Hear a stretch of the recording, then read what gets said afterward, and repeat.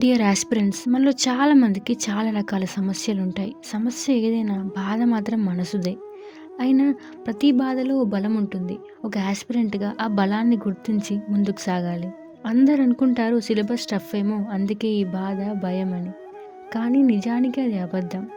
ఎందుకంటే మనం ఇష్టంతో ఎంచుకున్న ఫీల్డ్ కదా! మరి ఇష్టమని ఎంచుకున్నప్పుడు కష్టం అనే మాట ఎక్కడిది? నిజానికి ఈ దిగులు, బాధ అంతా ఎగ్జామ్ చుట్టూ ఉన్న సిట్యుయేషన్స్ వల్ల. అంటే ఫ్యామిలీ ప్రాబ్లమ్స్ కావచ్చు, ఫినాన్షియల్ ప్రాబ్లమ్స్ కావచ్చు, లేక మనం కోరి తెచ్చుకున్న ప్రాబ్లమ్స్ కావచ్చు.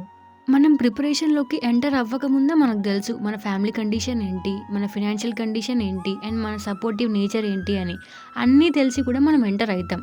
అయినప్పటికి కూడా అన్‌ఎక్స్‌పెక్టెడ్‌గా చాలా ప్రాబ్లమ్స్ అనేవి వస్తూనే ఉంటాయి. అంతే, లైఫ్ టేక్స్ అన్‌ఎక్స్‌పెక్టెడ్ టర్న్స్. కొన్నైతే అసలు మనం ఊహించి కూడా ఉండం. అలా అని ఆగిపోలేము. చిన్నగా సాధిస్తామన్న ఆశ. ఎందుకంటే ఆశయాలు ఉన్న చోటే ఆశ ఉంటుంది కదా! ఆ సమయంలో ప్రయాణం నెమ్మదిగా అయినా పర్వాలేదు. దిశ మాత్రం సరైనదైతే చాలు అనిపిస్తుంది. ఎందుకంటే ఆశ విడిచిన క్షణమే ఓటమి మొదలవుతుందేమో అన్న చిన్న భయం. ముందు మనం మన మనసుకి చెప్పాలి. ఈ ప్రాబ్లమ్స్ నేను ఫేస్ చేస్తా అని. ఎందుకంటే నమ్మకం ఉంటేనే కదా కొత్త దారులు తెరుచుకుంటాయి.